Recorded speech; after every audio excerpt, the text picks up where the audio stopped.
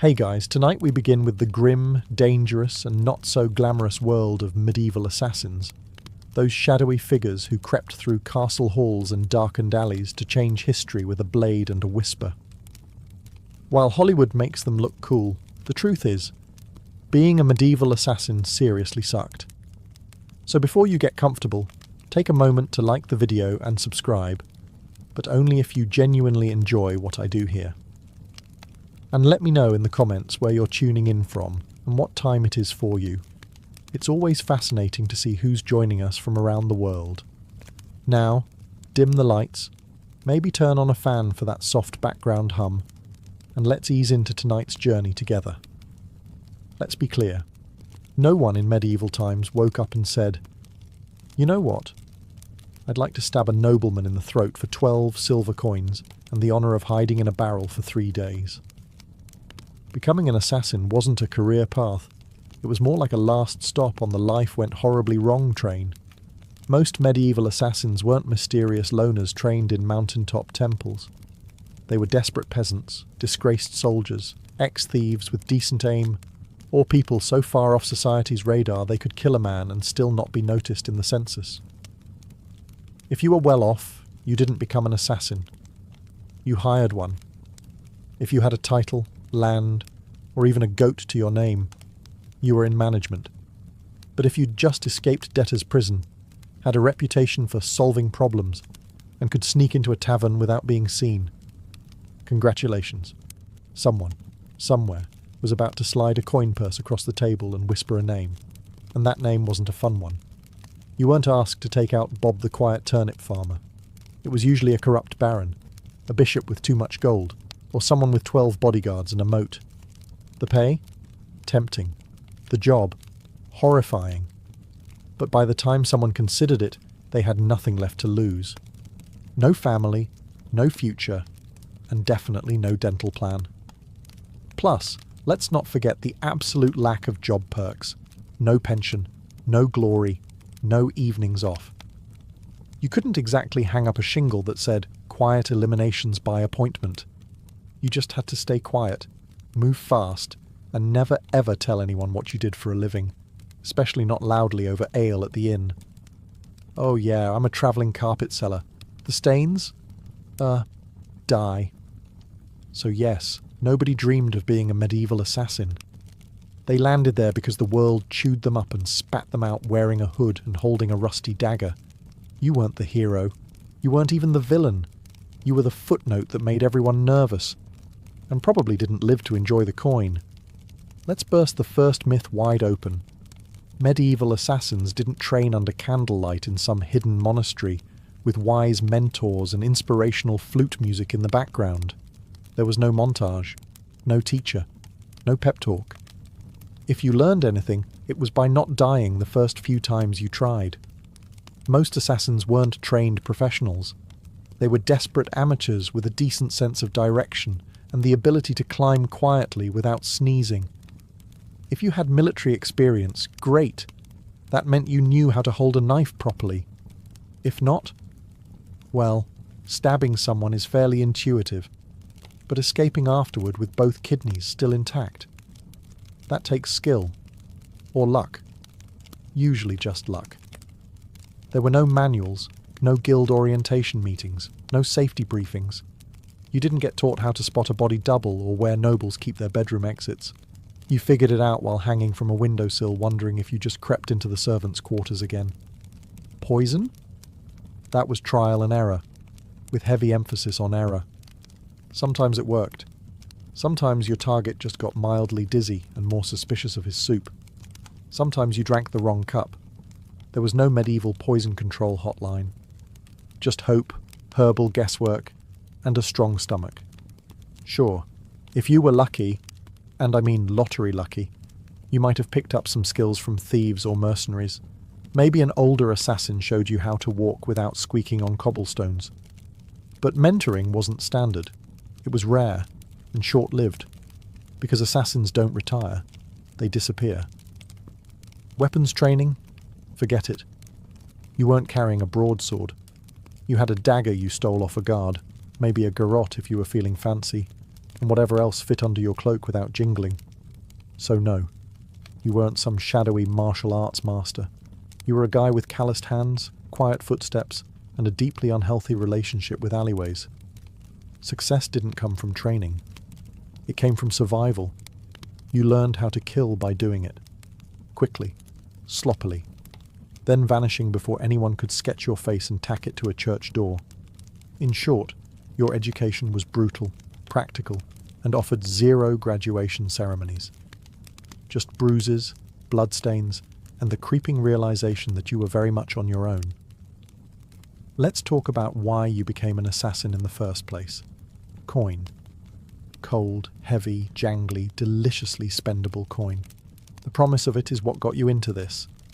But the reality? You got paid in lies. When someone hires an assassin, they don't want a long-term relationship. They want a one-time service, no paperwork, and ideally no witnesses, including you. They offer you a pouch of silver, half now, half when the job is done. That's if they're feeling generous. But here's the thing. When the job is done is code for after we verify you didn't mess it up, or make us look bad, or leave a trail that leads back to us, or survive long enough to tell anyone about it. So, you do the job. You sneak through shadows, risk your life. Maybe kill a baron in his sleep. Not pretty, not poetic. And when you return... Ah, yes, about that payment. The client fled, terribly sorry. Or worse, they try to kill you. A knife to the gut is cheaper than a bonus. And even when you do get paid, it's never quite enough. Not for the risk, not for the blood, not for the 3 days you spent hiding in a haystack with fleas and moral regret. You get a handful of coins, a curt nod, and a reminder, you were never here.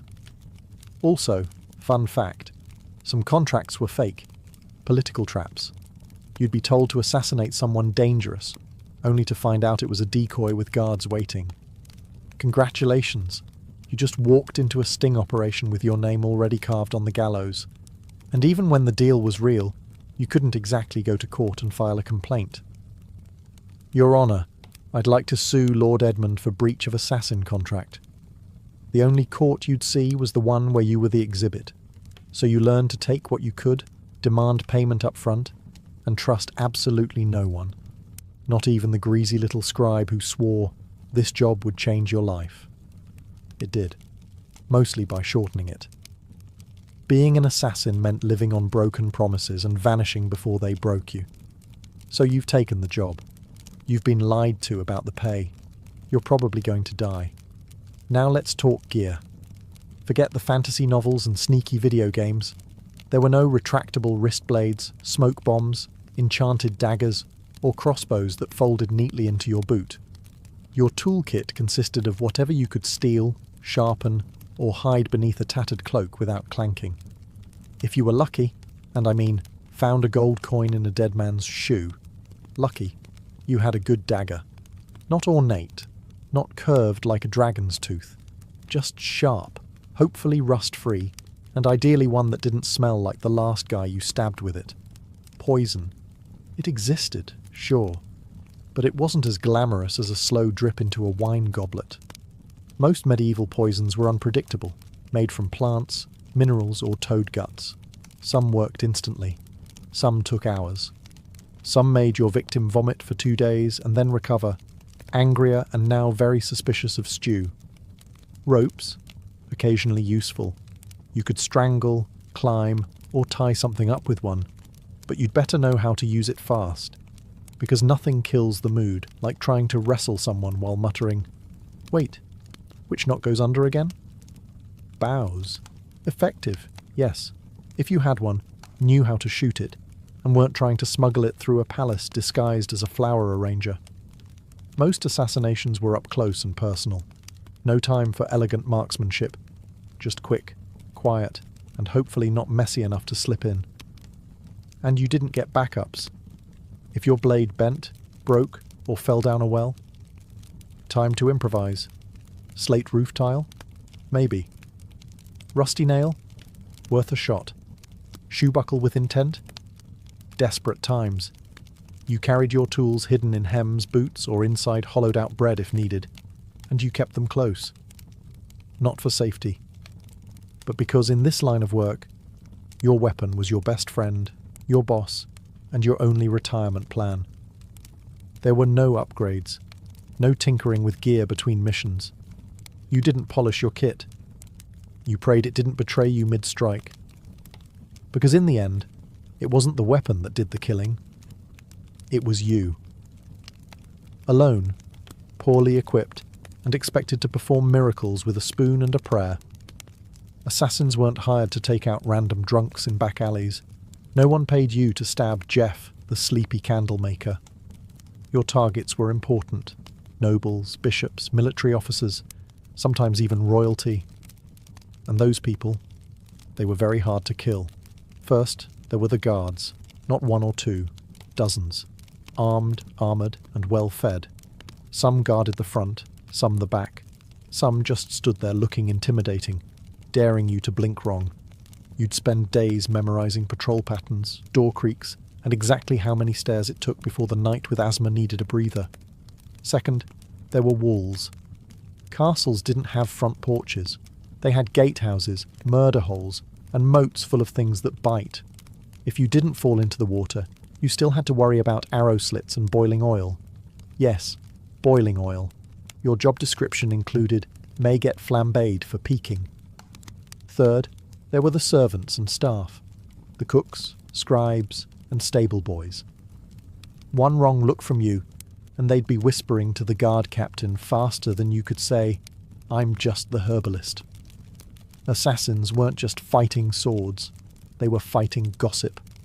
And medieval gossip travels at light speed, if it means someone gets to keep their head. And finally, your actual target? Paranoid. Rightfully so. These people were surrounded by backstabbers, relatives with claims to their titles, and 36 people pretending to like them. They didn't eat without a tester. They didn't sleep without 3 locks on the door. Some even slept in decoy beds or rotated rooms like a deadly version of musical chairs.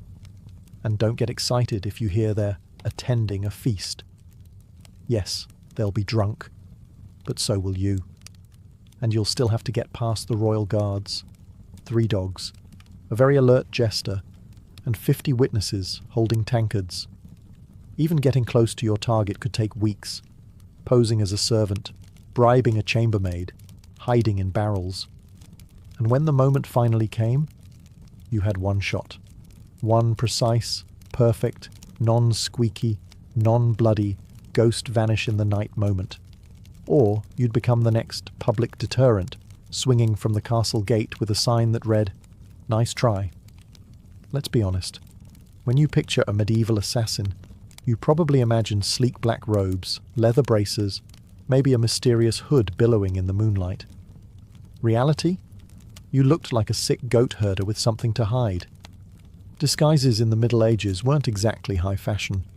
You didn't have custom-tailored cloaks or retractable armour. You had whatever you could scavenge. Peasant rags, a monk's robe 2 sizes too big, or the remains of a guard uniform that definitely still smelled like its previous owner. The goal was to blend in, but blending in meant looking like everyone else who hadn't bathed in 2 weeks, limped from old injuries, and had a nervous twitch from malnutrition.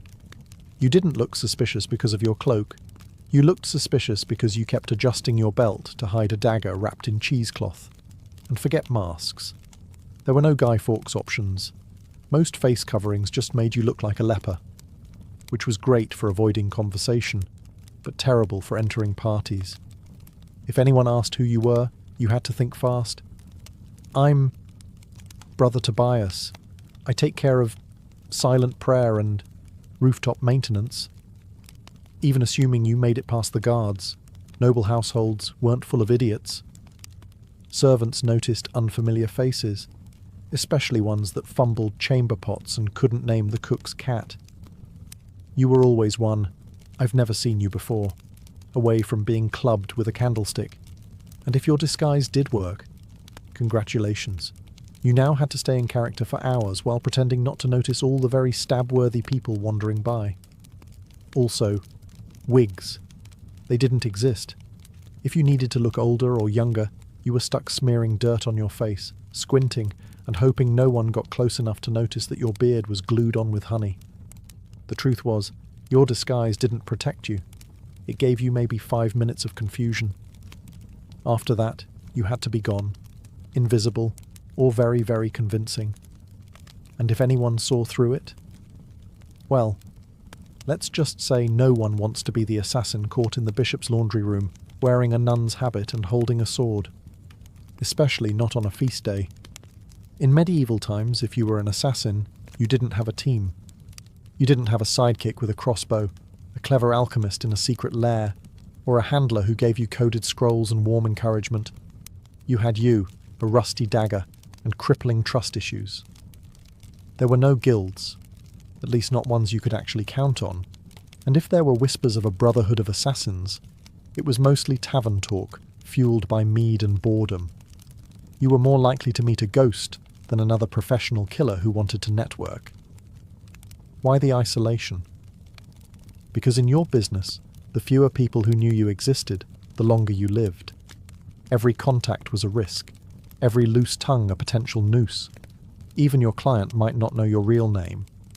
And if they did, you were already planning your exit. Companionship?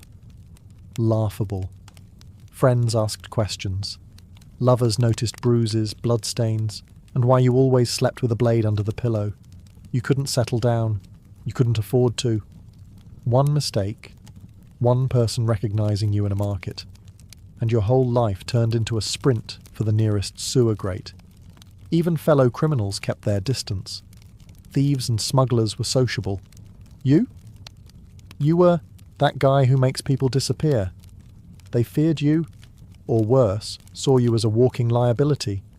No one wanted to share stew with someone whose occupation could attract a mob with torches. And don't expect sympathy. You couldn't tell anyone how hard it was to sleep after silently strangling a corrupt bishop. If you talked about your job, people assumed you were either lying or dangerous, and they weren't wrong. So you kept your secrets, your scars, and your weapons to yourself. At inns, you sat in the darkest corner, back to the wall, eyes always scanning the door. You never drank too much. You never stayed more than a night. You didn't say your name unless someone paid you first.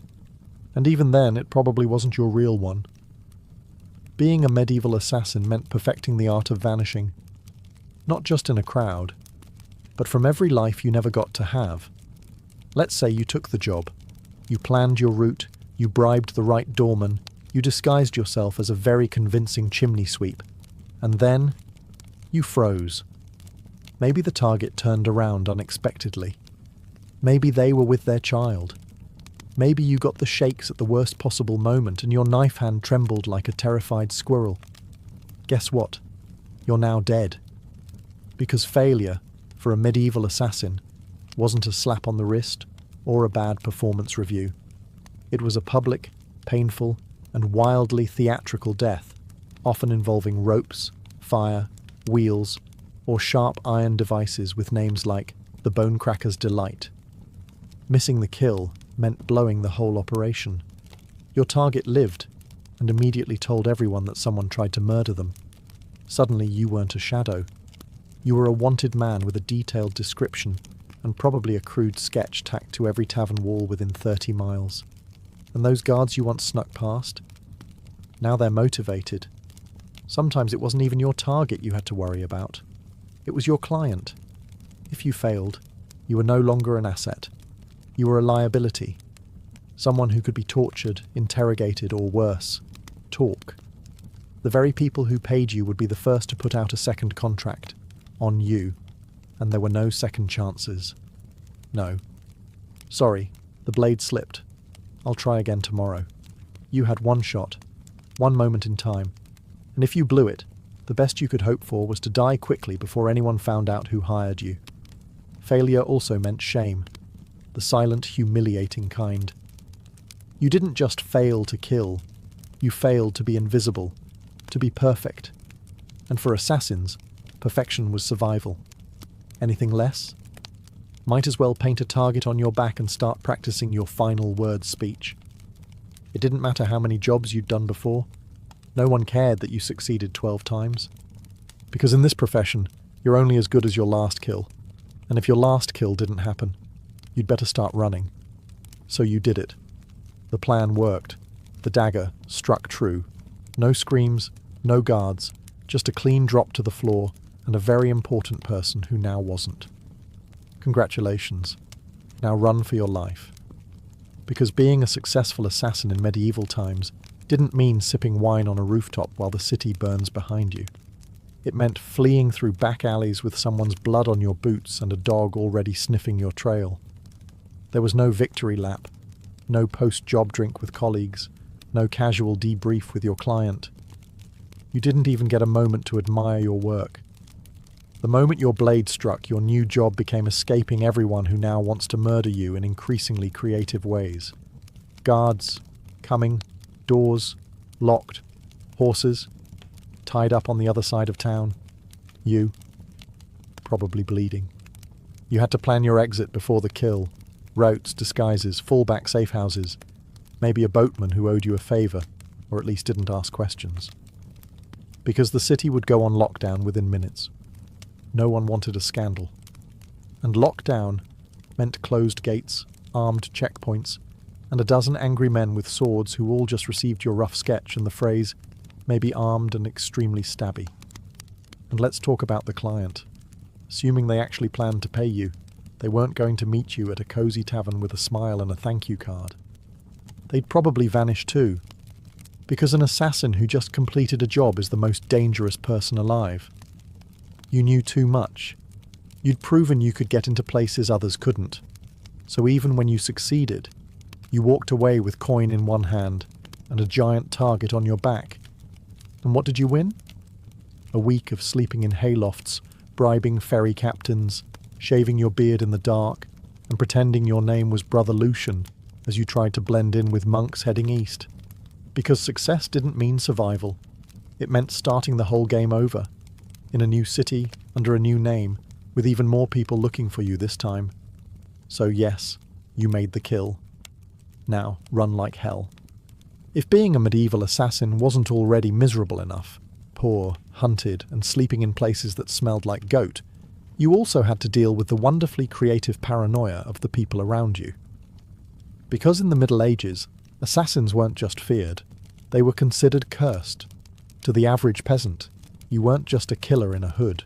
You were some unholy creature who whispered to demons and smeared frog guts on your blade under a full moon.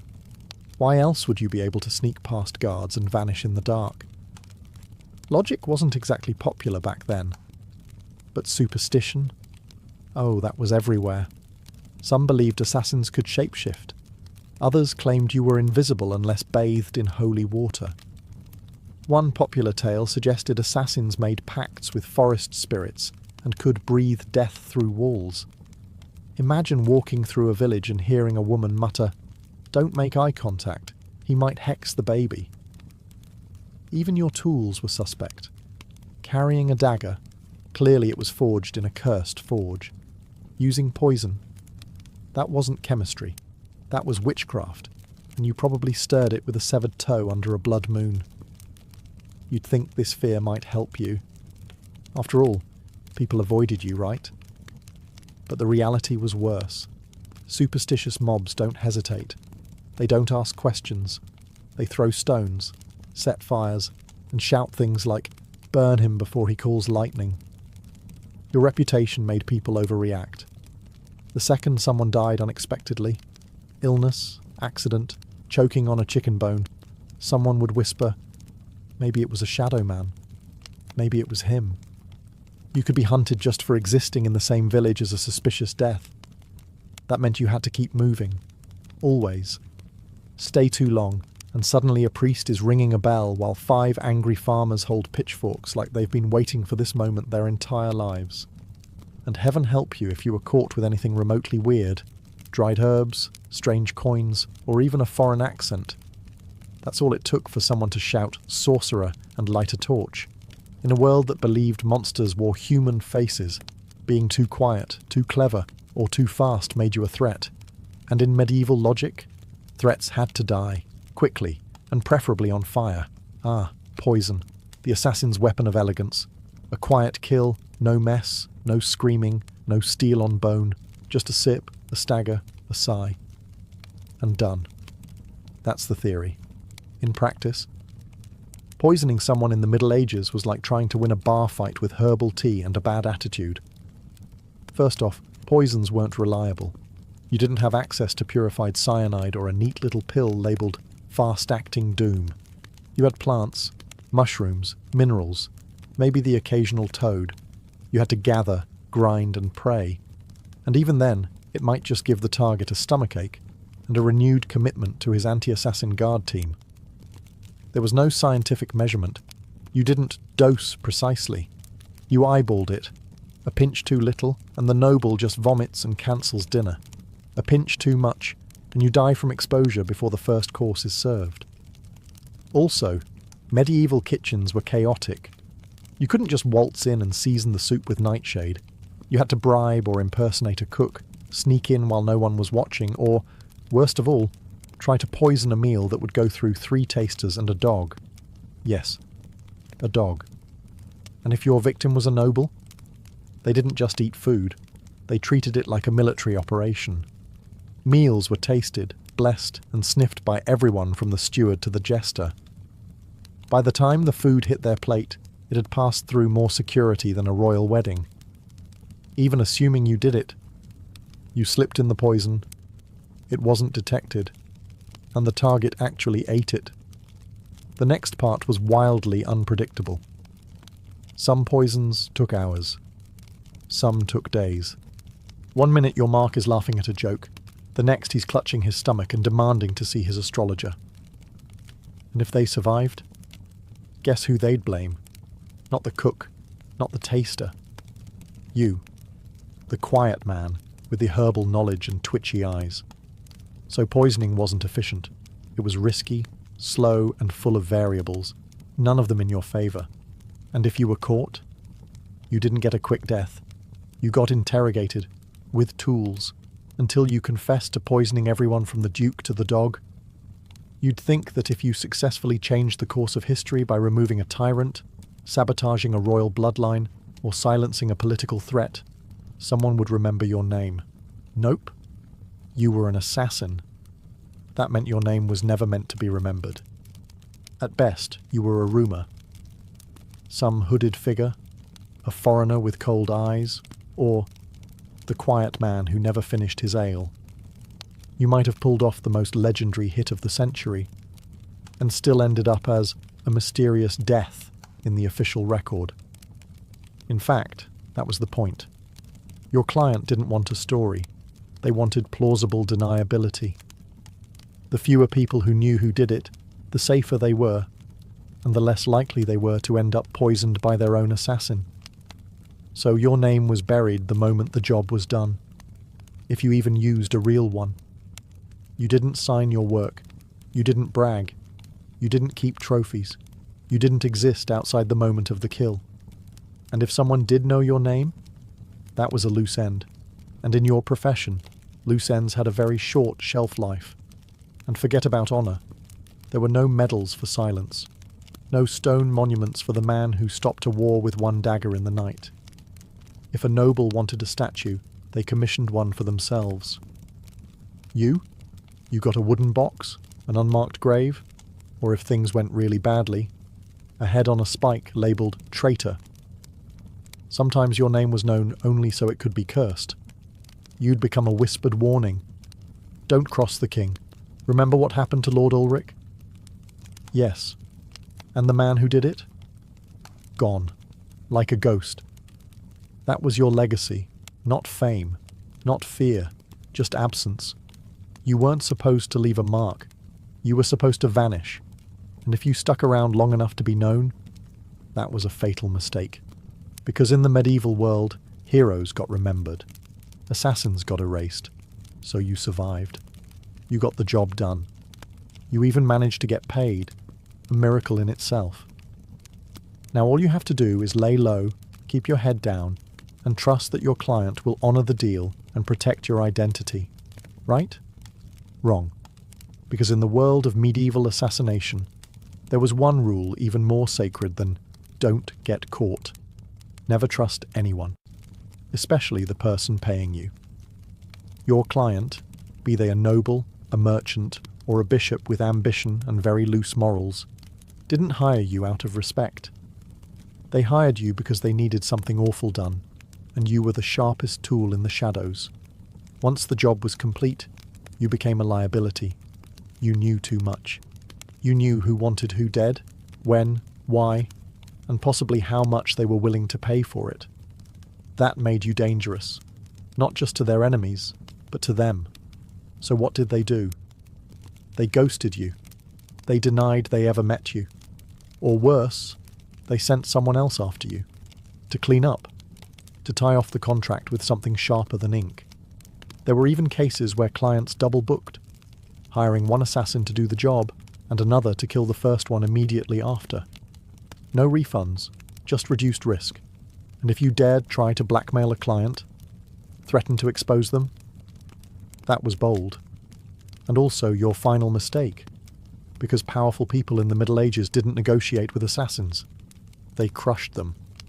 If your client had a shred of honor, a rare species indeed, you might get paid and left alone. But even then, you'd still have to assume they were watching you, from a distance, with someone already sharpening steel and memorizing your walk.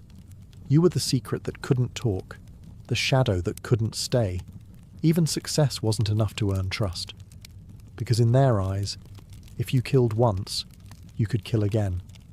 And no one, not even the person who hired you, wanted to be next. Let's say, somehow, you beat the odds. You survived the kills, the lies, the poisonings, the betrayals. You outlived your enemies, your employers, and probably your own sense of morality. Now what? You retire? Absolutely not. Because in medieval times, assassins didn't get retirement plans. There were no farewell banquets, no quiet cottages by the sea, no pensions paid in gold coins and grateful whispers. You didn't fade into a peaceful life. You vanished, or you died. Often both. The problem was simple. You were never safe. Even if you walked away from the job, your past didn't. You had too many secrets in your head, too many names in your memory, and too much blood on your hands. People didn't want you retired. They wanted you forgotten, which usually meant buried. And even if no one came after you, and that's a big if, you had to live with the constant fear that someone might. That a new assassin, young and eager to prove himself, had just received a contract for a shadowy figure who used to be someone dangerous. So you changed your name. Again. You moved to a village where no one asked questions. You faked a limp, sold herbs, pretended you once worked as a guard. But even then, you didn't sleep well. You avoided crowds. You always sat facing the door. You kept your dagger under the floorboard, next to the pouch of coins you never touched, because it still smelled like the man you earned it from. And you couldn't trust yourself either. Years of silent killings and quick escapes did something to your brain. Every knock on the door made you flinch. Every stranger on the road might recognize you. You stopped dreaming. Because dreaming was dangerous. You couldn't love. You couldn't relax. You couldn't laugh too loud. You lived like a ghost pretending to be a man. The truth was, there was no end game for a medieval assassin. Just a slow, cold fade into obscurity, always moving, always watching, until one day you slipped into the dark and no one noticed. And maybe that was the best you could hope for. By now you've probably figured it out. Being a medieval assassin wasn't darkly romantic. It wasn't noble. It wasn't even all that profitable. It was a grim, thankless, short-lived career, wrapped in blood-stained linen and followed by a crowd of people who wanted you dead. You wouldn't last. Not a week. Maybe not even a day. Because you'd start with the wrong assumptions. That you'd be sleek, in control, a whisper in the dark. But what you'd really be is cold, hungry, and one bad guess away from the noose. You'd slip into town, cloak pulled tight, ready for action, only to discover that your target moved locations, the guards are drunk but trigger-happy, and the stable boy you paid for information just sold you out for a mug of ale and a piece of bread. You'd freeze at the wrong time, stab the wrong guy, get spotted by someone's maid who once saw your face near the chapel, and suddenly you're not a shadow, you're the problem. Then what? You run. But you're not used to medieval terrain. The mud, the uneven cobblestones, the absolutely insane number of loose chickens in the street. You slip, fall, get tackled by a guard named Thomas, who just got dumped and is looking for an outlet. And let's say you survive that. Then you deal with the aftermath. No allies, no honour, and no future. Just whispers, suspicion, and the growing realisation that even if you succeed, the best you can hope for is to die old and alone, hiding behind a false name in a village that still believes in fairies. So no, you wouldn't last. And frankly, you shouldn't try. Because the assassin's life wasn't cool. It was a cruel machine that chewed people up and spat out nothing but shadows. It offered power without peace, and purpose without a place in the world. You didn't make history. You erased yourself from it. And the only thing waiting for you at the end was silence. A silence no one would question. Because no one even remembered you were there in the first place. Before she was the feared Queen of Macedonia, Olympias was known as Myrtale, a Molossian princess from the rugged tribal lands of Epirus. Her people claimed descent from Achilles himself, and whether or not the blood of heroes truly ran in her veins, one thing was certain. This was not a woman born for the sidelines of history. From a young age, Myrtle was steeped in mystery and ritual. Her upbringing was shaped not just by politics, but by prophecy, ecstatic rites, and a reverence for the ancient gods. She wasn't the type of princess who smiled and embroidered tapestries. No, she was drawn to serpents, omens, and the frenzied ceremonies of the cult of Dionysus, where women danced barefoot in the moonlight and called upon the divine in states of trance. Her connection to the gods wasn't performative, it was personal. She didn't merely worship, she embodied. According to ancient sources, likely written by men both terrified and enthralled, she kept sacred snakes in her chambers and even allowed them to coil beside her in bed. Whether this was a literal fact or the kind of slander that powerful women attract like flies, we'll never know. But it stuck. To her allies, it made her divine. To her enemies, it made her dangerous. Her real power began not in a battlefield or throne room, but in the uneasy flicker of torchlight, among the whispers of priestesses and the curling bodies of serpents. She wasn't just a princess. She was a living oracle, a woman touched by something older than politics and colder than steel. So when Philip II of Macedon, brutal, brilliant, and famously horny, arrived at the island of Samothrace for a religious initiation, he didn't just meet a beautiful princess. He met a mystery he couldn't resist. Their marriage wasn't just a political alliance. It was a collision of prophecy and power. And from the very beginning, it was full of omens. Some said lightning struck the sky on their wedding night. Others claimed Olympias dreamed of a thunderbolt entering her womb. All of it would become legend. But one thing is certain. The union of Olympias and Philip didn't just create a child. It created Alexander the Great. And she intended to shape his destiny from the very first breath. Olympia's marriage to Philip II was not the fairy tale one might expect for a queen who would one day birth an empire. From the beginning, it was a combustible mix of prophecy, pride, and paranoia. Philip, ruthless, charismatic, and already collecting wives like trophies, married Olympias around 357 BCE. She was likely just a teenager, but she wasn't naive. She saw in Philip a man whose ambition matched her own, and perhaps even a divine match for her spiritual destiny. Macedon wasn't exactly an easy kingdom to walk into. It was a land of iron and ambition, where kings were killed by cousins and brothers, turned into rivals overnight. But Olympias, the priestess of Epirus, walked in with her head held high and eyes already on the crown. Their marriage was rocky from the start. Philip, for all his political genius, was not built for monogamy. He would go on to marry multiple women, often for alliances, always for power. But Olympias wasn't one to sit quietly in the shadows. She held her own court, maintained her own alliances, and was known to turn to oracles and rites to divine her future, and perhaps Philip's fate. Then came the birth of Alexander. Even that was wrapped in celestial drama. Legends say Olympias dreamed that a thunderbolt struck her womb, and that flames danced around her child without burning him. Philip reportedly had a vision of sealing his wife's womb with a lion. Yes, a literal lion. Whether they believed these visions or invented them, they certainly acted as if Alexander was destined to rule not just a kingdom, but the world. But even as the child was celebrated, cracks in the royal marriage deepened. Olympias resented Philip's other wives, especially his Macedonian bride Cleopatra Eurydice, whom he married later in life. This was more than a domestic issue. It was a threat.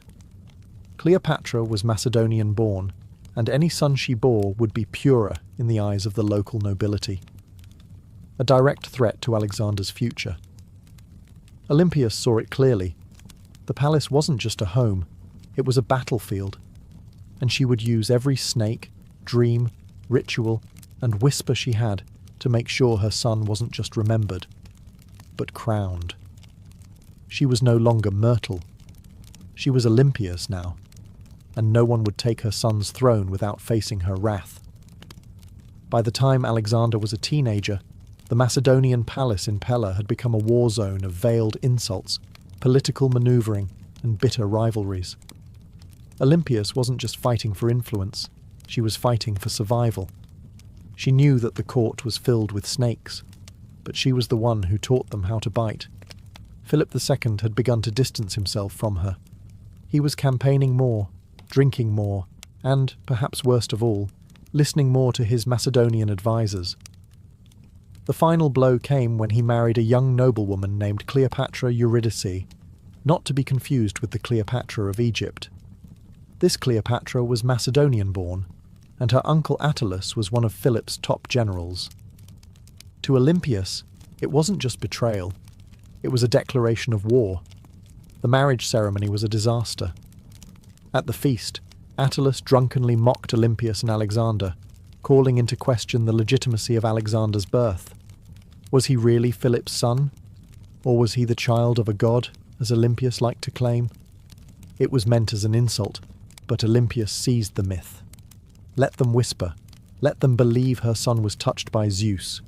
It made him untouchable. Alexander stormed out of the feast. Olympias left Macedon entirely, retreating to Epirus. But her exile was not defeat. It was strategy. In her homeland, she was still royalty. She could gather support, whisper in ears, and watch as Philip's palace began to rot from within.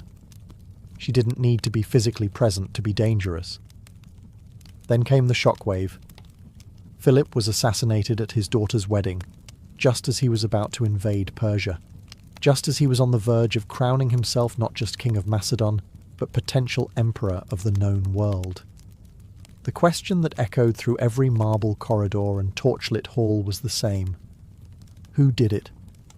Was it Pausanias, the jilted bodyguard who carried out the act? Was it the result of court intrigue? Was it Alexander himself? Or, whisper it softly, was it Olympias? No one could prove it. No one dared. But many believed it. After all, within days, Cleopatra Eurydice and her newborn child were dead. Murdered, some say, by Olympias herself. The serpent had returned to the palace. And now, nothing stood between her son and the throne. With Philip dead and Macedon in mourning, or confusion, Olympias made her move. While others scrambled to understand the chaos, she acted, swiftly, brutally, decisively. First, Cleopatra Eurydice, the young Macedonian queen and rival wife, was eliminated. According to chilling accounts, Olympias didn't just have her killed. She made her death symbolic, public, humiliating. Some say Cleopatra was forced to hang herself after watching her infant daughter be murdered. Others claim Olympias had the child thrown onto a funeral pyre. What's agreed upon is this: no mercy was shown. Olympias understood what many mothers in ancient courts refused to accept. In a royal palace, mercy is a liability. A rival child, no matter how small, is a future war, and Olympias was done playing defence.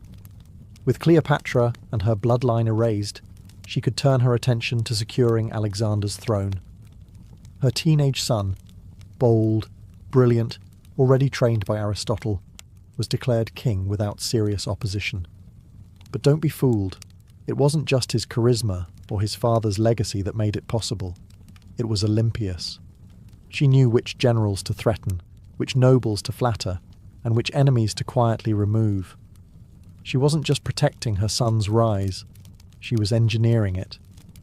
Alexander himself didn't always approve. He reportedly disapproved of the violence against Cleopatra's family. But he also didn't stop it, because deep down he knew what Olympias had always known. Power demands blood. And in Macedon, bloodlines were both a blessing and a curse. With her son now king, Olympias began to recede slightly from public life. But this was no retirement. She simply shifted from open strikes to whispered influence. As Alexander prepared to launch his conquest of Persia, she remained behind, not as a passive queen mother, but as the spiritual guardian of his destiny. She sent him sacred relics, consulted oracles, and performed rituals on his behalf.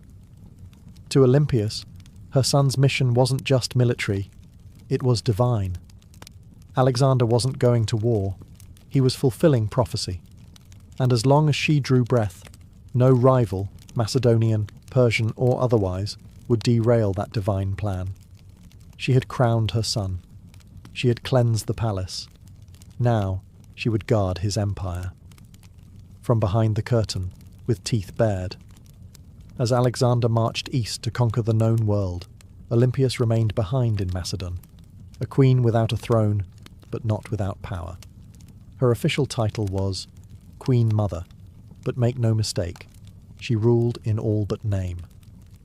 Though regency was technically handed to Antipater, one of Alexander's trusted generals, Olympias refused to be sidelined. She wrote letters to her son constantly, advising, warning, sometimes chastising him. These weren't the sweet letters of a doting mother. They were political briefings, laced with oracles and venom. And Alexander, thousands of miles away, read every word. She reminded him who his true enemies were. She questioned the loyalty of his companions. She criticized his fascination with Persian customs, his choice of wives, and his flirtation with calling himself a god. No one else dared say these things to him. But Olympias was never afraid to speak as a mother, or a priestess of divine will. Back in Macedon, Antipater grew increasingly resentful. Olympias undermined him at every turn. She used her status, her religious authority, and her family ties to stir opposition against him. She had influence in Epirus, in Thessaly, and among the aristocracy. She could spread rumours like wildfire, and with Olympias, a whisper could be deadlier than a sword. Meanwhile, her letters to Alexander became more urgent. She warned him of Antipater's ambition, painting him as a second Philip, ready to betray and usurp. Whether she truly believed it or simply feared losing her grip, she kept pressing her son to act. Alexander, however, hesitated. He needed Antipater to keep order in Greece while he fought in Asia. And so, the rift between mother and general widened. Olympias watched. She waited. But beneath her religious robes and maternal concern, she was growing impatient. She hadn't endured years of palace warfare to be ruled over by an old soldier. As Alexander's empire stretched from the Aegean to India, Olympias saw cracks forming. He was taking on too much, trusting too many foreign advisors, and drifting away from the mother and the gods that made him. She believed his victories came from divine favour, and from her. And if he forgot that, well, Olympias knew how to remind kings who they really were, even if that king was her own son. When news of Alexander's death in Babylon reached Macedon in 323 BCE, it didn't arrive like a trumpet. It arrived like a dagger. For Olympias, it wasn't just the loss of a son. It was the collapse of a world she had spent decades building. Her boy, the divine storm she had prophesied, raised, unleashed, was gone. And he'd left behind no clear heir, no single successor, only chaos. The mighty empire he carved out was already fracturing. Generals, his so-called successors, were already dividing it up like jackals around a corpse. Antipater still held power in Macedon and Greece, and he had no love for Olympias. Worse, her daughter Cleopatra, Alexander's sister, was being courted by rival generals for marriage, each one hoping to use her bloodline as a claim to the throne. Olympias saw what was coming. Civil war wasn't a possibility.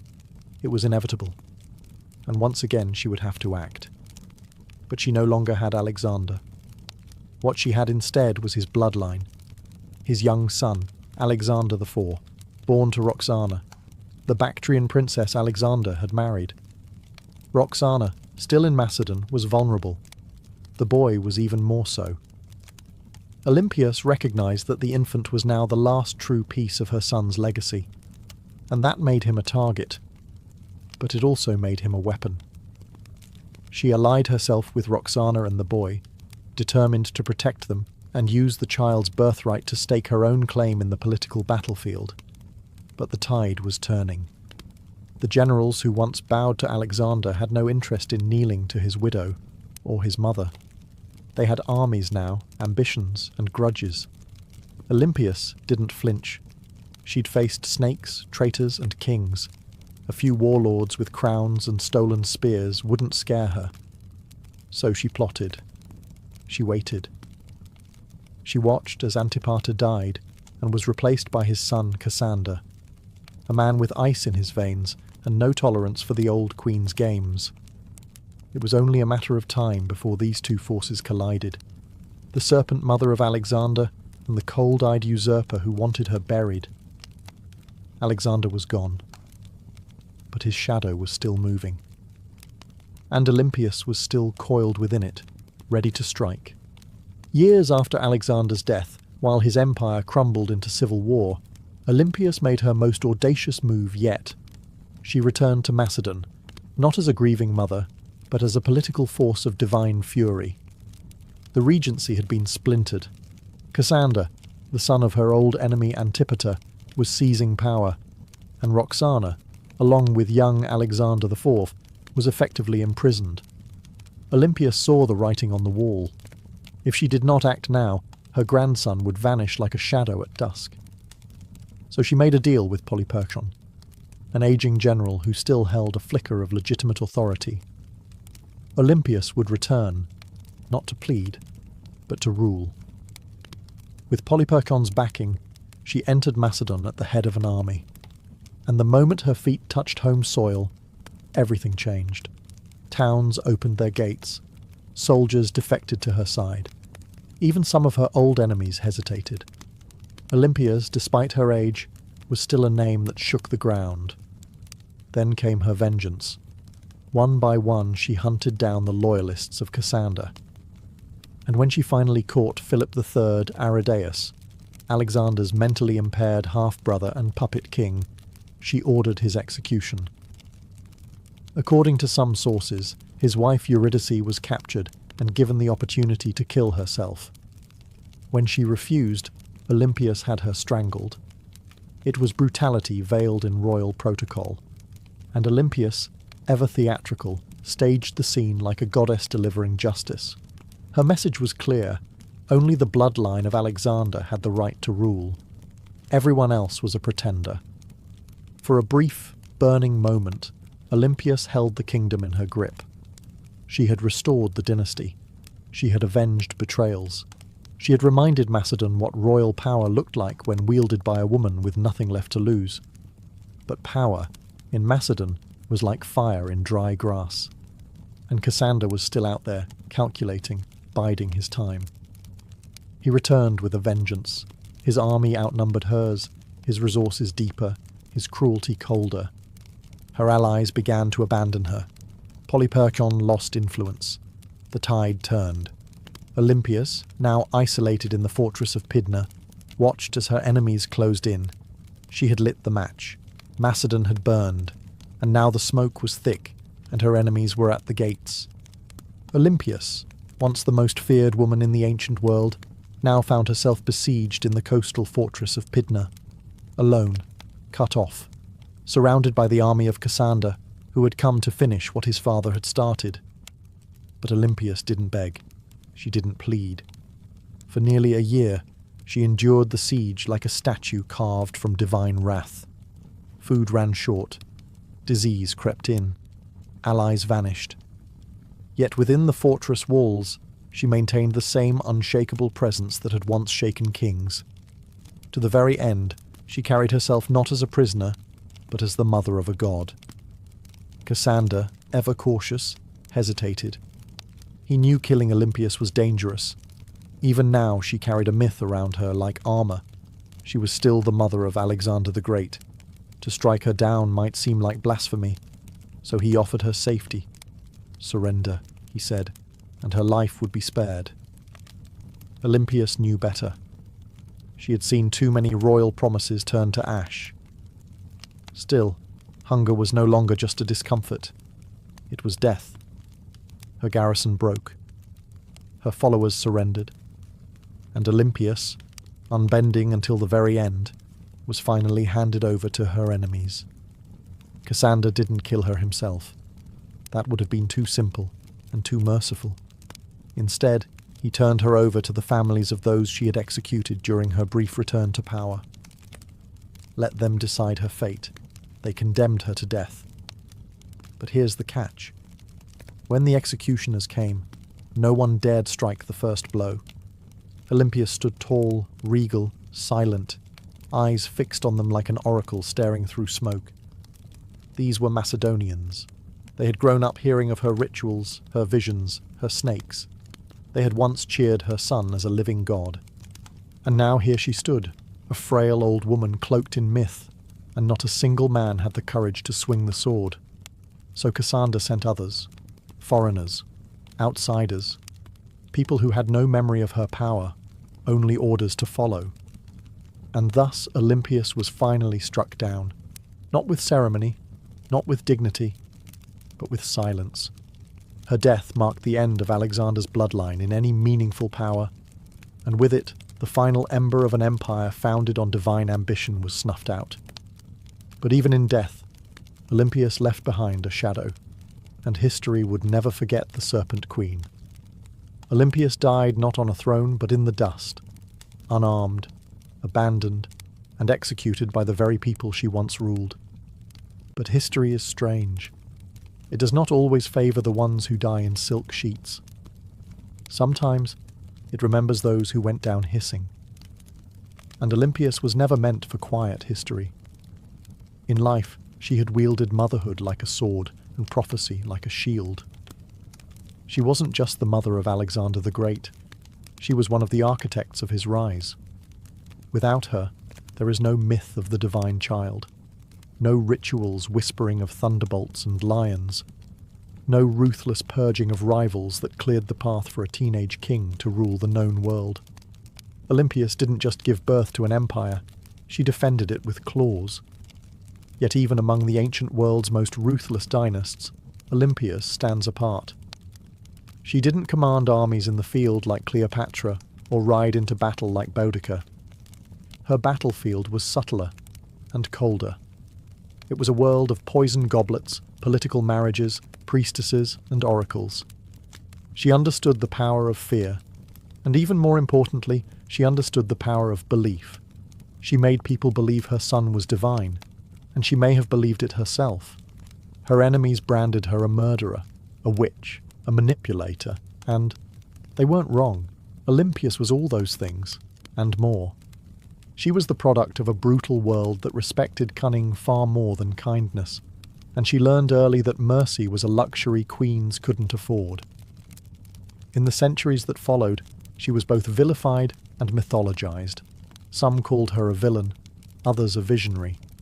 But no historian, ancient or modern, could call her irrelevant.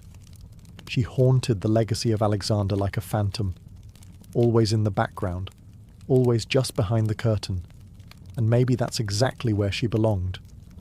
Not as a tragic mother or a footnote in a king's story, but as a story unto herself. The woman who wrapped herself in prophecy, slept beside snakes, and outlived gods.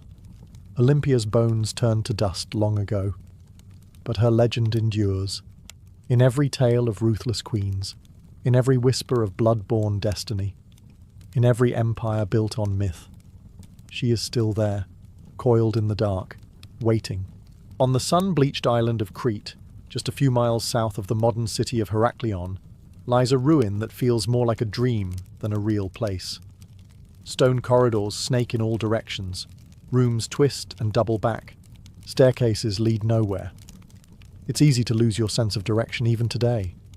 This place is Knossos, the heart of Minoan civilization, and the supposed inspiration for one of the most enduring myths in human history, the labyrinth of the Minotaur.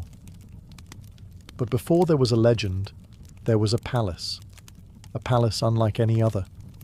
Built around 1900 BCE and expanded over centuries, Knossos wasn't just a royal residence, it was an entire city under one roof. Covering nearly 150,000 square feet, it featured over 1,000 rooms, light wells, storage magazines, shrines, workshops, and what may have been the first flushing toilets in history. It had running water, multi-story apartments, and an intricate system of air circulation. This wasn't a primitive fortress. It was an architectural masterpiece. To modern archaeologists, Knossos looks like organized chaos. To ancient visitors, it probably felt like magic. The man who brought Knossos into modern awareness was British archaeologist Arthur Evans. In the early 1900s, Evans excavated the site and quickly became convinced that this was the origin of the Greek labyrinth myth.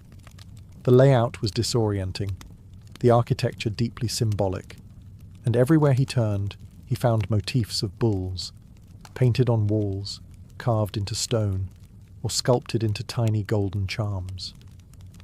The bull, after all, was sacred to the Minoans. Evans even went so far as to name the civilization after the mythic king Minos. Whether Minos was real or not, his legend became inseparable from the ruins. But here's the twist. No one's found a literal labyrinth. No underground maze, no prison chambers, no half-man monster. What we have instead is something far more mysterious. A city designed in loops, wings and layers, deliberately difficult to navigate. And the deeper you go, the more the lines between history and mythology blur. So the question remains, was the Minotaur born from these walls, or was the palace itself the monster? Knossos may not give up its answers easily, but it's very good at making us ask the right questions. The myth is as famous as the ruin. A monstrous half-man, half-bull, trapped in a labyrinth so complex that no one who entered ever found their way out.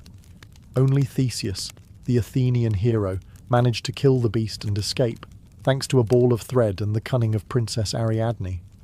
But where did this story come from? And why a labyrinth? The earliest versions of the myth speak of King Minos, the powerful ruler of Crete, who demanded tribute from Athens in the form of 7 boys and 7 girls each year. These unfortunate souls were fed to the Minotaur, a creature born from divine punishment and shame. The Minotaur, locked in an underground maze, symbolized the dark underbelly of power, something savage hidden behind grandeur. To ancient Greeks, Crete had long been a land of wealth, mystery, and fear. Its seafaring people, the Minoans, were seen as both elegant and alien. Their rituals involved bull leaping, their artwork depicted strange gods, and their palaces were unlike anything on the mainland. To a visiting Greek from 1000 BCE, Knossos might have felt like another world. The bull itself was sacred in Minoan culture. Frescoes show young men and women vaulting over charging bulls in ritual displays. Horns of consecration, stylized bull horns, appear on rooftops and altars. Combine this with a palace that feels like a maze, and the ingredients for a legend begin to stir. But what if the Minotaur wasn't just a monster? What if it was a metaphor? Some scholars believe the tale reflects a memory of Cretan dominance over the Aegean, a time when Athens truly did pay tribute to a stronger, stranger power. The labyrinth could symbolize the political entrapment of weaker states, and the Minotaur, the raw, terrifying force behind Minoan rule. Others argue it's more psychological, the labyrinth as the unconscious mind, the Minotaur as our hidden urges, and Theseus, the hero, walking bravely into the darkness, guided only by the thread of memory. Still, the myth remains tangled with Knossos. The palace is the closest thing we've ever found to a real labyrinth. No monster, no Ariadne. But perhaps something deeper. Not just a myth echoing through history, but a history that was asking to become myth. Long before Athens raised its marble temples or Sparta sharpened its spears, there was the Minoan civilization, one of the earliest advanced societies in Europe. They ruled not through conquest, but through trade, art, and what seems like an almost supernatural command of architecture. At the heart of their power stood Knossos, a palace that wasn't just a seat of royalty, it was a hub of culture, ritual, and economy. The Minoans flourished from around 2600 to 1400 BCE. Based on Crete, they developed a sprawling trade network that reached Egypt, Mesopotamia, the Levant, and even the distant shores of Spain. Their ships cut through the Mediterranean like silent arrows, ferrying pottery, saffron, bronze, and luxury goods. They didn't build vast armies. They built relationships, and that, more than weapons, made them rich. What's most striking about Minoan culture is how different it was from their later Greek successors. Their artwork celebrated nature, animals, and flowing human movement, not war or divine punishment. Frescoes show dancers, dolphins, and athletes vaulting over bulls. Even their goddesses are different. Powerful, bare-breasted figures often holding snakes, symbols of fertility, transformation, or protection. At the centre of it all was Knossos, not a fortress on a hill, but a complex in a fertile valley. It had no massive defensive walls, suggesting the Minoans either felt secure on their island, or projected enough power to make defence unnecessary. Their confidence was architectural. Multi-storey buildings, colonnaded courtyards, and advanced plumbing systems hinted at a society far ahead of its time. And yet, for all their sophistication, the Minoans left behind no deciphered written records. Their primary script, Linear A, remains unreadable to this day. We don't know what they called themselves. We don't know what their kings believed, what prayers they spoke, or what truly happened behind the walls of Knossos. All we have are their ruins, their art, and their influence, absorbed later by the Mycenaeans and echoed in Greek myths. The Minoans were not just builders of palaces, they were architects of mystery. And Knossos wasn't merely a building, it was the beating heart of a civilization that shimmered for a moment like sunlight on the Aegean, and then vanished. But some say their echo still wanders the maze.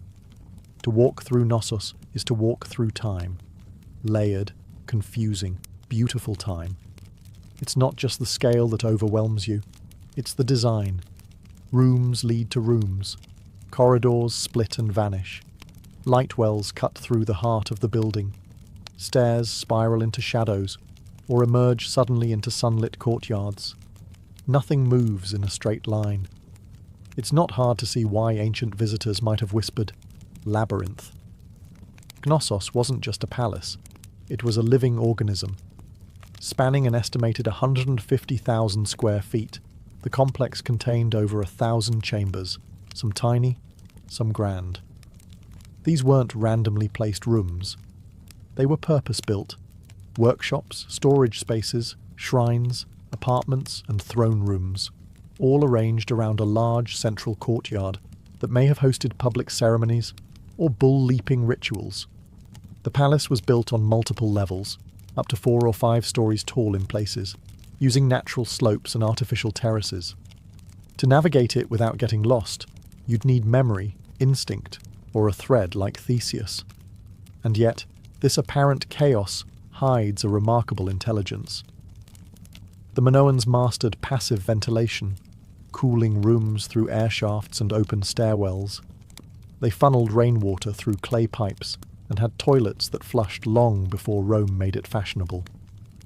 One of the most iconic areas is the so-called throne room, named for the alabaster chair built into the wall, flanked by benches. Around it are frescoes of griffins, mythical guardians. Was this the seat of a priest-king? A goddess's chamber? A sacred court? No one knows for certain. And the walls, they speak in colour. Vibrant frescoes show dolphins swimming above bathtubs, women in elegant flounced skirts with bare chests, youths leaping bulls mid-air. The art wasn't just decoration, it was identity, fluid, natural, deeply connected to earth and sea. Still, the deeper you go, the more Knossos begins to disorient. Some parts seem intentionally complex, like they were designed to confuse. Maybe that's the root of the labyrinth legend. Not a prison for monsters, but a palace that felt alive. A building that invited awe, ritual, and just a touch of fear. No locked doors, no mythical beasts. Just a place built to make you question where you were and what was waiting around the next corner. Knossos wasn't just an administrative centre or royal residence. It was a place of worship, an architectural expression of the Minoan soul, steeped in ritual, myth, and divine mystery. Unlike later Greek temples, there are no towering columns to Zeus or marble shrines to Athena. Instead, the spiritual world of Knossos is more subtle, woven into the fabric of the building itself. Shrines hide in corners. Pillars rise like sacred sentinels. Horns, stylized, carved, symbolic, appear on rooftops and altars. Everywhere you look, the bull motif dominates, suggesting a powerful connection between worship, the natural world, and this revered animal. The Minoans didn't seem to fear the bull. They celebrated it. The famous bull-leaping fresco in Knossos isn't just athletic art. It may depict a religious rite. Young men and women vaulting over a charging bull, locked in a dance of danger and grace. It wasn't sport. It was sacred theatre, possibly an offering to the gods, or a symbolic triumph over chaos. Then, there are the snake goddesses. Discovered in storerooms beneath the palace, the snake goddess figurines are among the most iconic Minoan artifacts. Bare-breasted, arms raised, with serpents coiled in their hands or around their bodies, these figures radiate power. They are not submissive idols, they are guardians of the household, fertility, and perhaps life itself. To the Minoans, snakes symbolized renewal, rebirth, and mystery, creatures of both earth and underworld. The rooms where these objects were found hint at household shrines or ritual spaces, quiet, sacred corners hidden among the palace's bustling heart.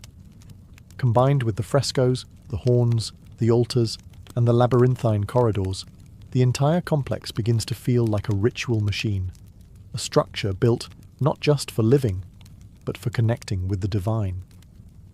There is no centralized temple at Knossos because the palace itself was a temple. Its layout, art, and design were all part of a spiritual worldview where boundaries between sacred and secular didn't exist. This was a place where myth was architecture, where a corridor could become a passage to the gods, and where every echo in the stone chambers may have once been a whispered prayer. Knossos didn't just house people, it housed gods. For centuries, Knossos stood as a beacon of prosperity, innovation, and cultural sophistication. But then, something happened. Something sudden. Something no one can fully explain. By around 1400 BCE, the palace was abandoned, the frescoes left to fade, and the Minoan civilization that once ruled the seas had vanished like mist over the Aegean. So, what happened? Theories abound. Some point to nature. Around 1600 BCE, the volcanic island of Thera, modern-day Santorini, erupted in one of the largest explosions in human history. The blast was so massive it likely caused tsunamis that battered Crete's northern coast, devastating ports and farmland.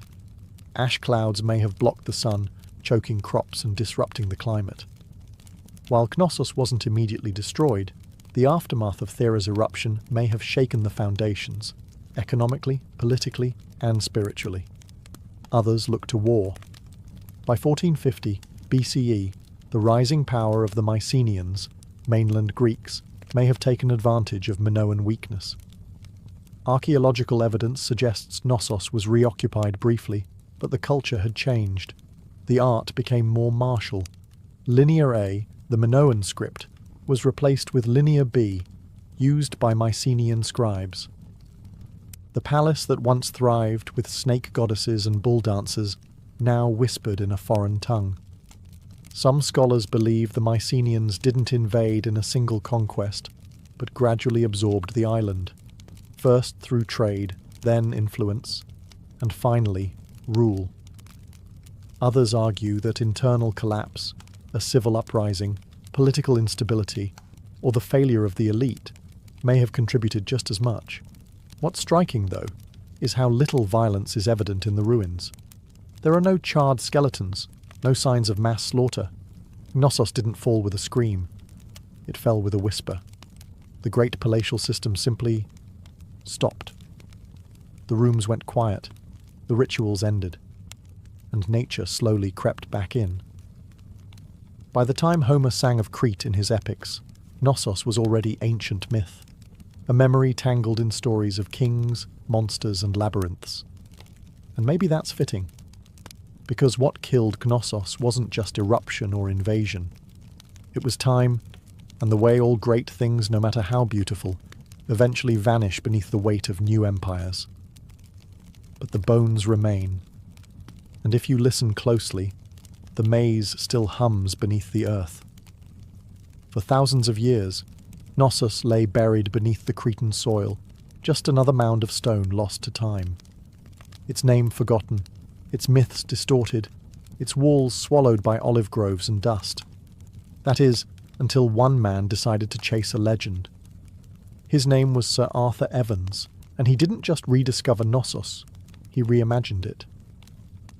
In 1900, Evans, a British archaeologist with a flair for drama and a deep love for Homeric myth, purchased the land that covered the ancient ruins. Local farmers had been finding strange seals and artifacts, clues that something enormous lay beneath their feet. Evans dug in.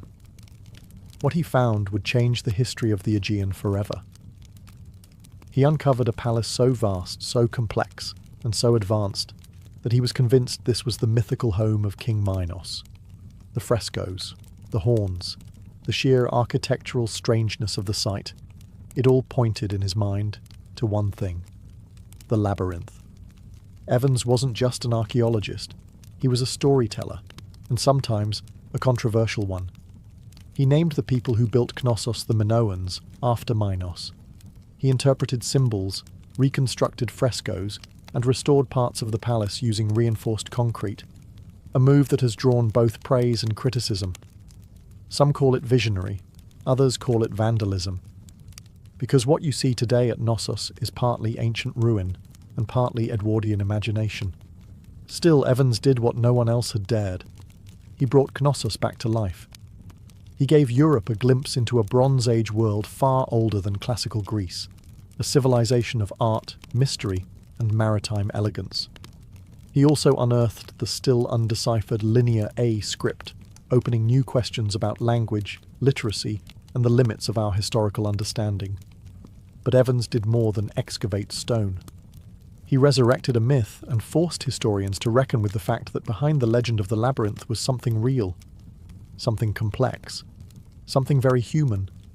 A palace that felt like a maze, a civilization that slipped into shadow, and a man who peeled back the earth, only to discover a story far stranger and more beautiful than he had imagined. Knossos had slept for 3,000 years. Evans rang the bell that woke it up. Walk through Knossos, and you're not just walking through architecture, you're walking through a language of symbols. Frescoes, carvings, patterns, they're everywhere. But the Minoans didn't leave us a Rosetta Stone. Their primary script, Linear A, remains undeciphered. So instead of reading their thoughts, we must see them, painted across plaster, carved into walls and hidden in patterns. What exactly were they trying to say? The art of Knossos is unlike anything in the ancient world. There's no obsession with warfare, no rows of kings or battle-hardened heroes. Instead, we find nature, leaping dolphins, blooming lilies, birds in flight, and sacred bulls. The humans are lithe, elegant, and often dancing or performing rituals. Even in scenes that suggest danger, there's rhythm and beauty. The Minoans weren't chronicling conquests. They were celebrating life, cycles, and possibly cosmic order. The most iconic symbol, though, is the double axe, or labris. Found throughout Knossos, in shrines, on frescoes, even etched into stones, the double axe is believed to be a religious symbol, possibly tied to female divinity or celestial cycles. Some suggest the very word labyrinth might derive from labrise, making the labyrinth not a maze at all, but a house of the double axe, a sacred space, not a trap. Then there are the horns of consecration, stylized bull horns placed atop walls and altars. These may have been religious markers, separating sacred space from the mundane. Combined with frequent depictions of bulls and bull-leaping rituals, it's clear the animal had deep spiritual significance.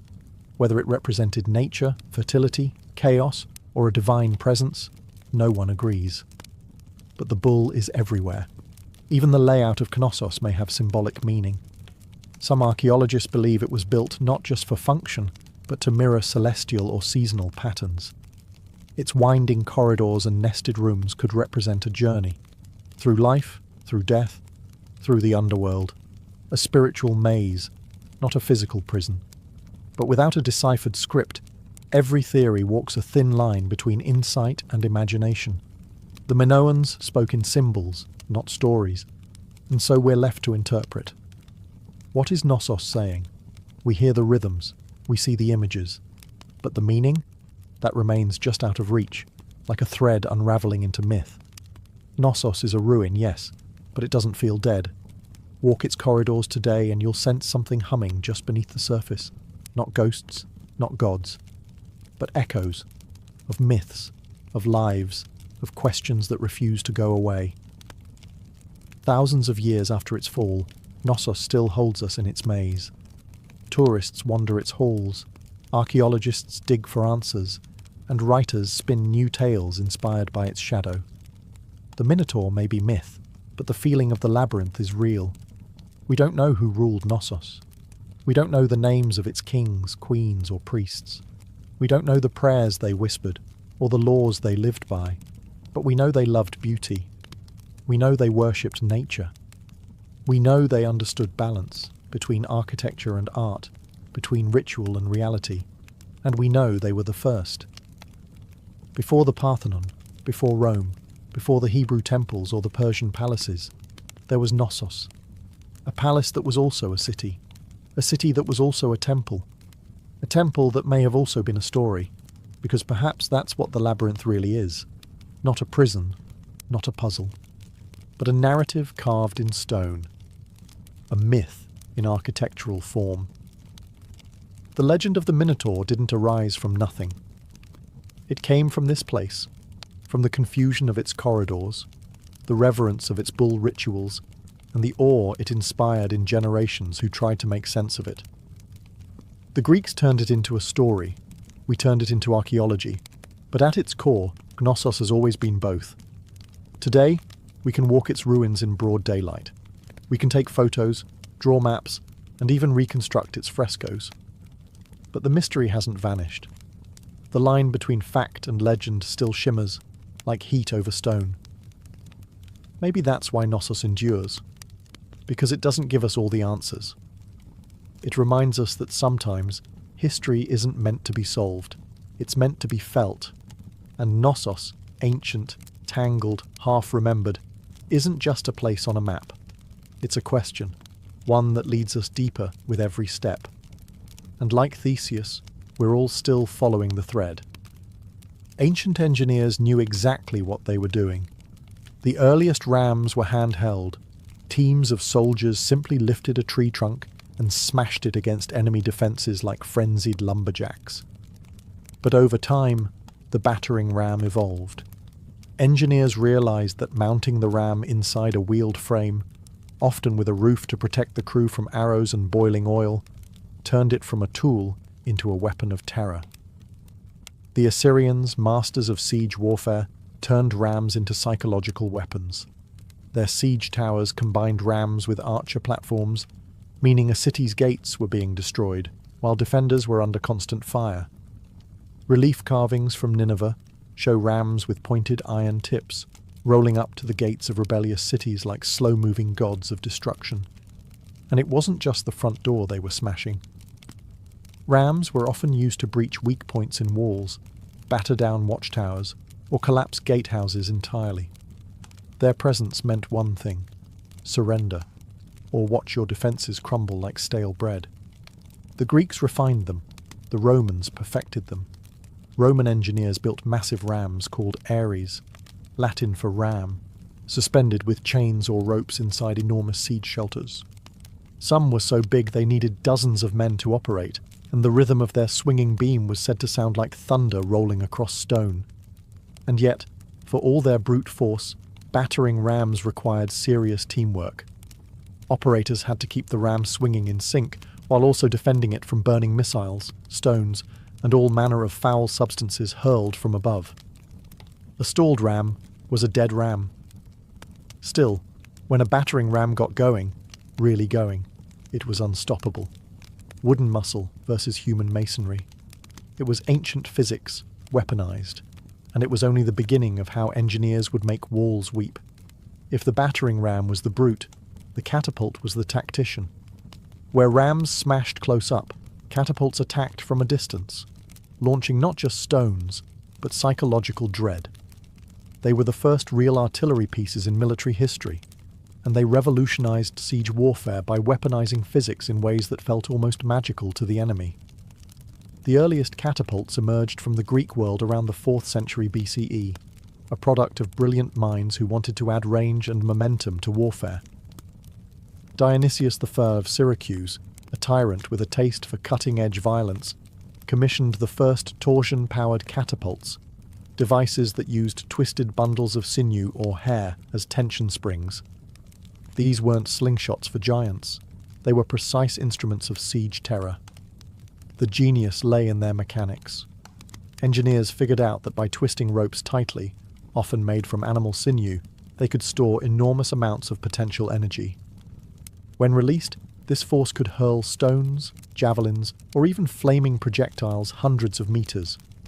The two main types evolved quickly: the ballista, which launched massive bolts like a giant crossbow, and the stone-throwing catapult, which lobbed boulders over walls or directly at fortifications. Then came the Roman engineers, who never met a Greek idea they couldn't improve. They built catapults that could be broken down, packed onto carts, and reassembled on site, portable siege engines for professional armies. Some Roman catapults could fire 60-pound stones at incredible speeds, capable of tearing through wooden gates, battlements, and occasionally unlucky soldiers. Catapults weren't just about destruction. They were about spectacle. Ancient generals used them to send messages, sometimes literally. Corpses were launched over walls to spread disease and fear. Severed heads were lobbed into besieged cities to shatter morale. In one chilling case, diseased bodies were fired into enemy territory as an early form of biological warfare. But catapults had their flaws. They were heavy, required skilled crews, and could be rendered useless by bad terrain. Still, when set up properly, they could batter a city into submission from a safe distance.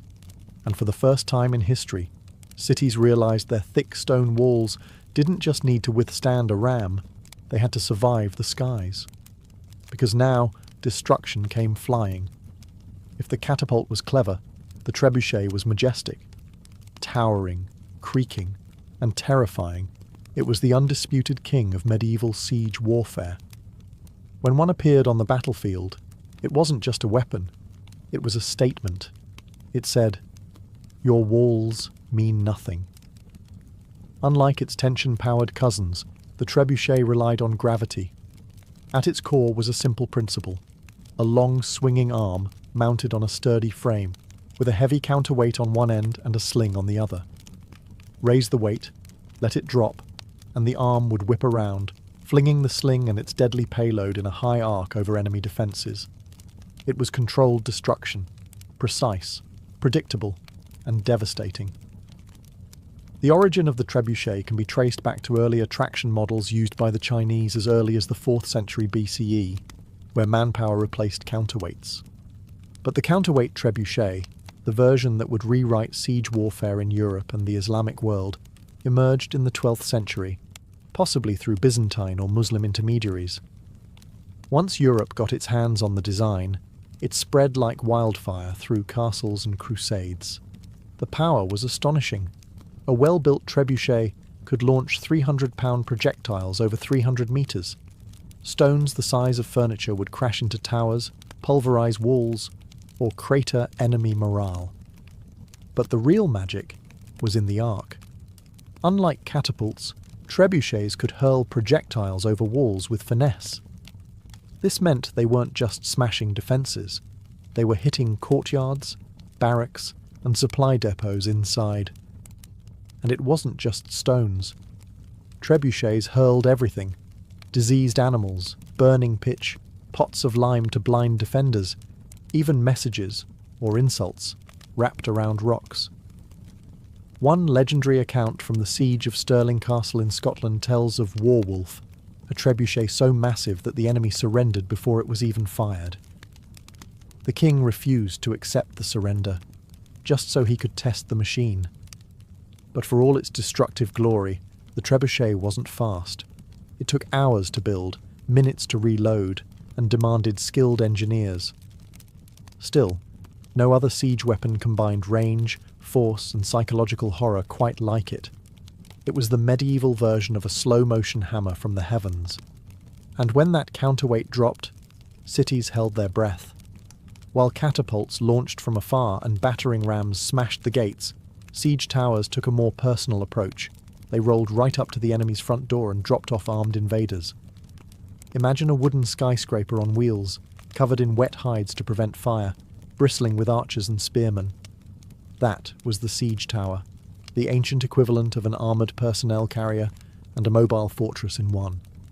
And when one of these started rumbling toward your city walls, you knew that the real fight was about to begin. Siege towers weren't subtle. They were big, bold, and terrifyingly effective when used properly. The Assyrians may have been among the first to deploy them in the 9th century BCE, but it was the Greeks, and especially the Hellenistic kingdoms, that took the design to theatrical extremes. During the siege of Rhodes in 305 BCE, the Macedonian general Demetrius built a 9-story tower called the Helepolis, or Taker of Cities. It was over 100 feet tall, equipped with catapults, covered in iron plates, and moved by thousands of soldiers. It also broke under its own weight. But the ambition, unmatched. The logic behind siege towers was simple. Walls only work if you can't get over them. Siege towers eliminated that advantage by creating an elevated platform from which attackers could descend onto the battlements, bypassing gates and scaling ladders. From the top deck, archers could rain death down onto defenders, while troops on the lower levels prepared to board. But these towers weren't invincible. They were slow, vulnerable to mud, and prime targets for defenders with fire arrows, rolling boulders, or even sabotaged terrain. Smart defenders would dig ditches, flood moats, or build secondary inner walls, known as counterscarp defences, just to stop a tower's approach. Still, when they worked spectacularly. A breach in the wall was one thing, but having your own ramparts suddenly crowded with enemy soldiers, that was chaos. Siege towers transformed the battlefield from a horizontal contest of strength to a vertical race for survival. They made height an asset and a liability. And once the gangplank dropped from a siege tower to the city walls, there was no turning back. It was time for hand-to-hand hell. While rams smashed and trebuchets soared, some of the most devastating siege tactics happened silently, underground. Siege tunneling, or sapping, was the dark art of defeating a city by removing the ground it stood on. Literally. The idea was ancient and horrifyingly effective. Dig beneath the enemy's wall, prop it up with wooden supports, then set those supports on fire. When the timbers burned away, the tunnel collapsed, taking the foundation of the wall with it. One moment, your city stood strong. The next, a massive section of the outer wall crumbled like stale bread. This method didn't look glorious. There were no grand engines or thunderous launches. But tunnelling was the slow, invisible killer of fortress warfare. The Assyrians practiced early versions of it, but the technique reached full maturity with the Greeks, Persians, and later medieval European armies. During the siege of Plataea in 429 BCE, the Spartans attempted tunnelling beneath the walls, only for the defenders to dig counter-tunnels and intercept them mid-dig, turning the soil into a knife-fight nightmare. This defensive tactic became known as countermining, and it added an eerie element to siege warfare. Imagine soldiers digging in pitch black, hundreds of feet beneath the earth, listening for the sound of enemy picks. The moment they heard tapping, they'd race to intercept, often resulting in violent, claustrophobic skirmishes fought by torchlight with knives and shovels. There was no glory in it, just terror, suffocation, and dirt. But when undermining worked, the results were catastrophic. One of the most infamous examples came in 1212 during the siege of Rochester Castle in England.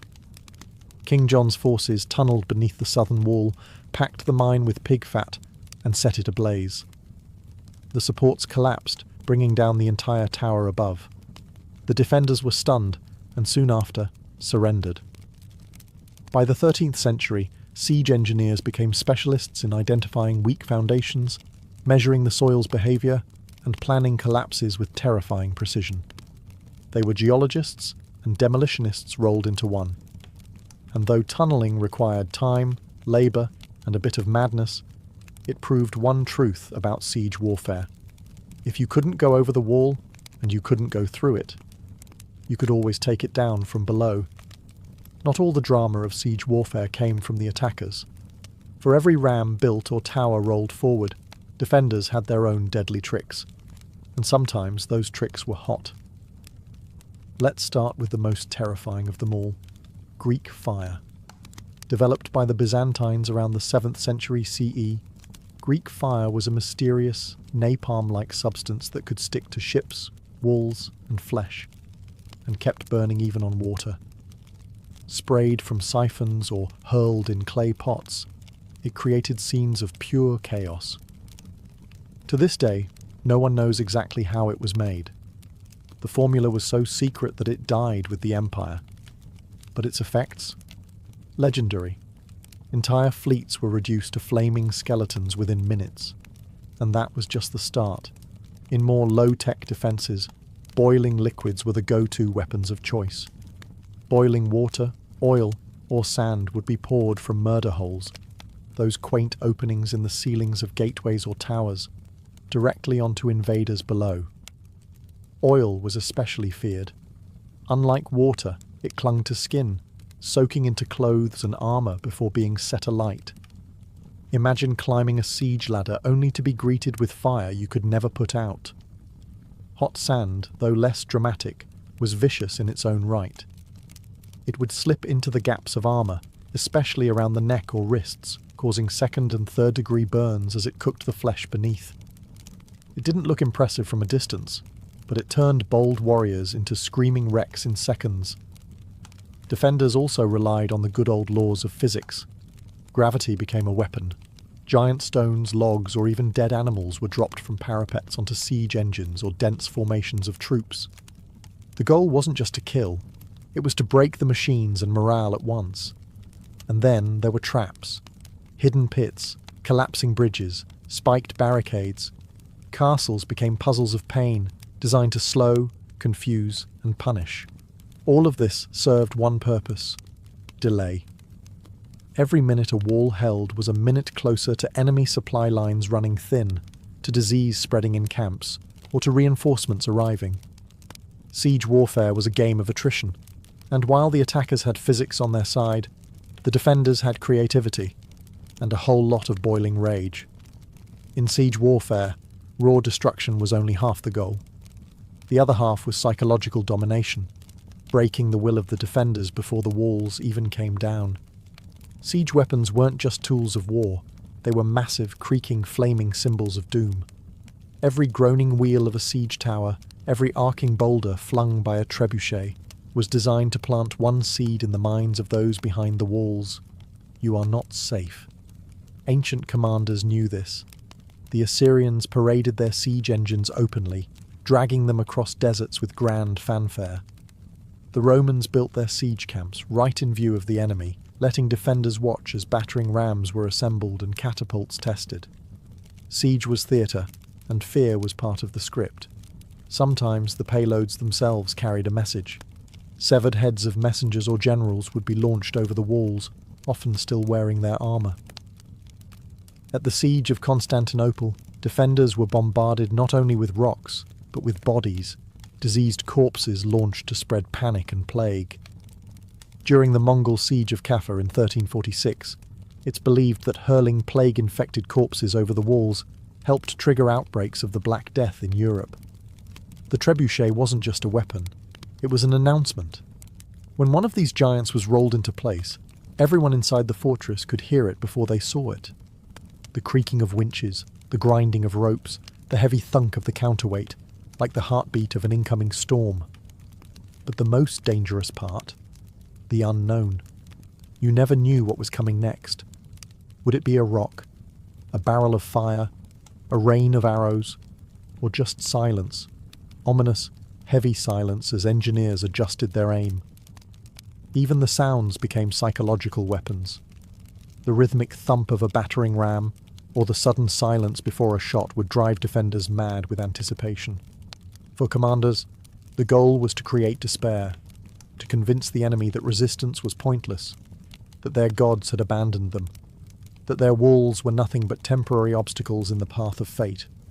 And when that mental dam finally cracked, the gates often opened without a fight, because in siege warfare, sometimes the mind collapsed before the masonry. As gunpowder thundered onto the battlefield in the late medieval era, the age of traditional siege engines came to a slow, splintering end. But their legacy didn't vanish. It evolved. The invention of cannons changed everything. A single well-placed shot from a cannon could do in seconds what a trebuchet took hours to achieve. Stone walls, once considered impenetrable, became liabilities. By the 15th century, the great castles of Europe were crumbling not from undermining or fire, but from iron balls crashing through their parapets. Siege warfare had entered its next phase, explosive, brutal, and deafening. And yet, the principles laid down by ancient siege engineers never disappeared. Modern artillery still owes a debt to the catapult and trebuchet. Every ballistic missile and long-range howitzer is just a high-tech descendant of the same question. How do you break what's meant to be unbreakable from a distance? Physics, trajectory, tension, and force, all discovered, tested, and perfected centuries before gunpowder ever entered the story. Even military psychology today, shock and awe, overwhelming firepower, visible dominance, has its roots in ancient siege tactics. Those towering siege engines, rolling forward with flags snapping in the wind, were the original shock and awe. They weren't just about breaching a wall, they were about breaking the spirit of a city. You can still see their legacy etched into the ruins of ancient cities. At Masada, where Roman siege ramps still scar the desert. At Constantinople, where layers of walls stood for 1,000 years against every machine imaginable, until cannon fire finally brought them down.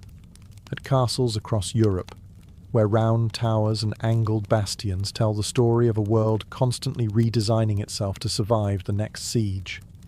And today, even in a world of drones and satellite-guided missiles, siege warfare hasn't vanished. It's just gone digital. Cities are still surrounded, defenders are still isolated, walls are now firewalls, blockades, or even media blackouts. But the soul of the siege remains the same. Someone wants in, someone wants to keep them out, and both are willing to wait, build, and break to win. The battering rams are gone, the trebuchets are museum pieces, but the spirit of siege warfare, it's as alive and as destructive as ever.